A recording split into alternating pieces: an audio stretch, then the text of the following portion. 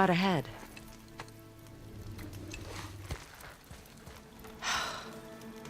Do you have any idea who this is? Did you kill him? At his request. He claimed you could revive him. Me? Are you sure you heard him right? Please? Take him to the table. Pamela. It's been a long time since I've practiced the old magic. Hold him there. Let's have a look. Well, thankfully his head hasn't decayed much and his brain is still intact. Nice clean cut. Cutting off his head of all people. I sure hope you know what you're doing. Now, hold his head under the water and don't let go. I mean it.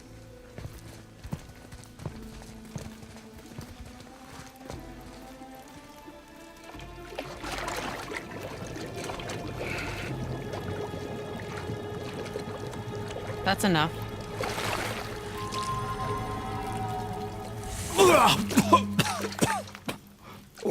It worked! Let me see him. Mimir? You there? Yes. Good. Oh. Hello, Freya. Been a long time. You look well. What I did for them. As far as I'm concerned, death suits you better. I'd bow if I could, Your Majesty. Forgive me. Had I known the witch in the woods was Freya herself, I never would have suggested this. Freya? The goddess Freya? You didn't know either?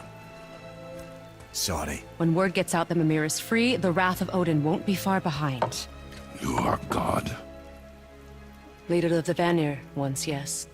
But no longer. You did not think it important to tell me. Are you really going to lecture me about that? We are leaving, boy. But... Now. You're welcome!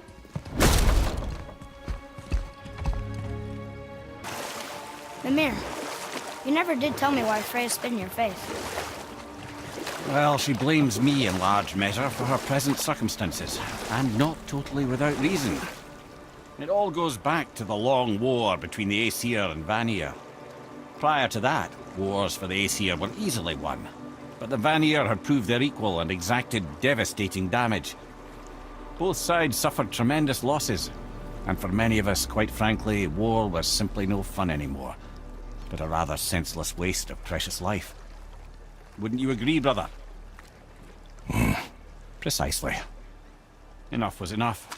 And at last, Odin's most brilliant advisor became determined to find a more enlightened path. He set about to broker a peace between the gods. It took some convincing, but ultimately Odin was persuaded to marry his deadliest enemy, a certain Vanir goddess, legendary not only for her fertile beauty, but her genius at the very Vanir magic that Odin had long aspired to master. Freya married Odin? What was in it for her?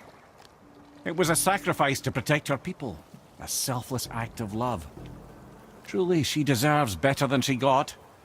But of course, there's more to that story. I can't believe Odin and Freya were ever married. Love and hate are more closely intertwined than you might imagine. For instance, Odin hates the giants and they him. But Thor's own mother was the giantess Björgun, one of Odin's great loves. So Thor's half god and half giant? Weird. Once Björgun was gone, lonely ages passed for Odin. And as war with the Vanir raged, I could see what he really wanted beneath his bluster. And after no small amount of convincing, Freya agreed. For a while there, he really turned on the charm. He seemed happy. He seemed interested in making her happy. He granted her so many wishes I can scarcely recall them all. The peace held, and I truly believed all had worked out better than I could have planned. But Odin's true face showed itself again in the end. Oh, he won Freya's trust, and she taught him some of her Vanir magic, another choice she would live to bitterly regret. Sadly, despite his wise counselors' best efforts to persuade him that peace was the only true path to stave off Ragnarok, Odin never let go of his obsession with Jotunheim. The taste of Vanir magic led him to new forms of experimentation, and new levels of depravity.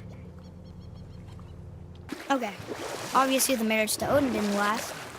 But how did Freya end up a hermit in the woods? Oh, that was a singular piece of cruelty, even for Odin. As if the marriage wasn't punishment enough. Freya was better to him than he deserved. She stuck it out through all manner of indignity, all in the name of maintaining peace and safety for her people. But Odin's madness, his tyranny, his corruption of her magics, it became more than she could stomach, and at long last she broke it off. Odin's wrath was fierce, and his curses upon her were more than she dared to fear. But her magic was so much stronger than his. After so much time together, he knew her vulnerabilities, and exploited them to craft curses she could never break. Oh. Like not being able to leave Midgard. Worse still, he robbed her of her warrior spirit. Freya cannot fight, even to defend herself. No living thing may she harm by blade nor spell. In a world this belligerent, what choice does she have but isolation? Poor Freya. I guess if I was her, I'd spit in your face too. Aye, lad.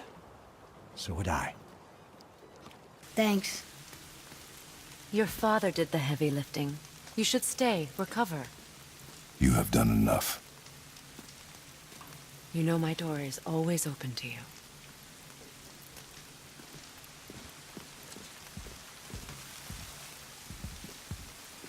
That's Vanaheim, isn't it? You figured that out, did you?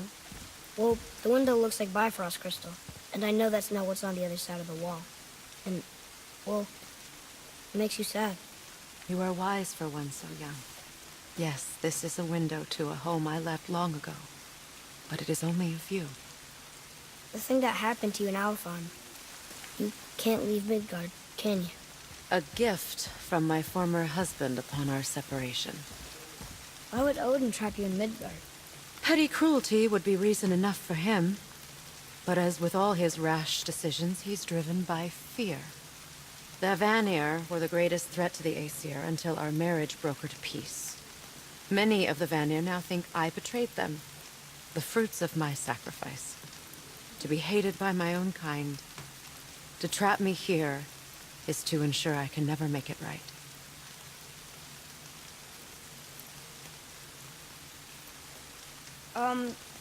So I was wondering, why do you live under a turtle? He was my first friend here in Midgard. He offered me shelter, and in return I provide him with protection against the evils of the forest. Golden boar, giant turtle? You sure have some interesting friends.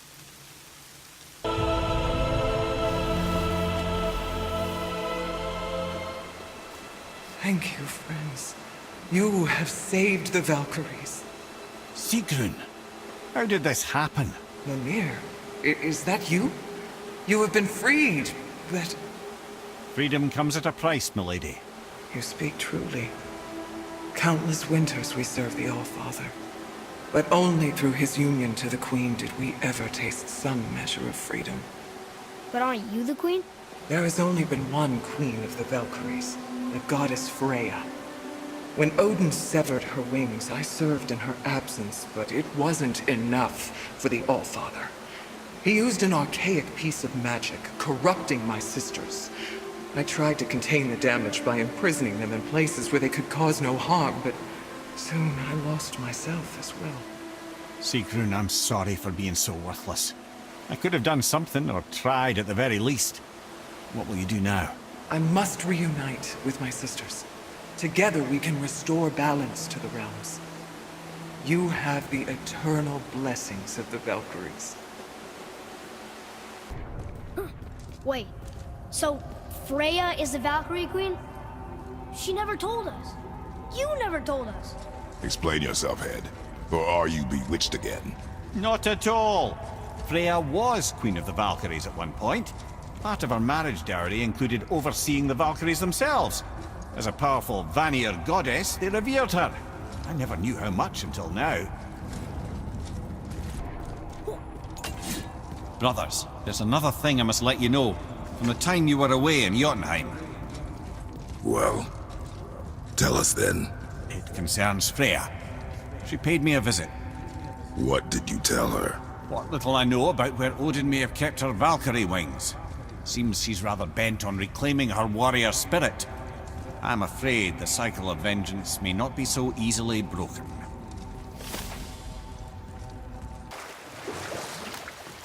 Mimir, you never told me what happened with the stonemason's son.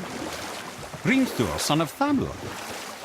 After completing his father's masterwork, the Great Wall of Jotunheim, he thought of nothing but making the Aesir pay for their crimes against the giants. Once he longed to fight Thor, but tragedy had brought wisdom to Hrimthur, and cunning. He observed that Asgard's walls were half-built and shoddy, for no Aesir god could be bothered with such tiresome labour. So Hrimthur adopted the guise of an ordinary man and made the Aesir an offer. He would build them majestic new walls, and if he couldn't build them within 2 turns of the season, they would owe him nothing for his labours. And if he succeeded, he asked only for an audience with the goddess Freya. Odin agreed, knowing the task was impossible, but intrigued by the stranger. Hrimthur made short work of it, of course. He had the benefit of his father's training and the aid of a magical stallion for fetching stones. Odin was not happy to find himself on the losing end of the wager, but he seemed to uphold his end of the bargain. Freya was sent to meet the mason, and to her surprise, he wanted only to whisper something in her ear. That being done, he made his way out of Asgard, and when he found Thor awaiting him at the gates of Midgard, he knew he had been double-crossed. But he didn't care, because his plan was complete. It was? What did he say to Freya? Only she could say for certain, but I've had many moons to work it out. Hrimthur knew that Freya loathed the Aesir, despite her marriage to Odin, and I believe he gave her the secret to Asgard's defences. Some weakness he may have built in, structural or magical, which I expect will be exploited come Ragnarok when Surtur arrives to burn Asgard to ash, if not sooner.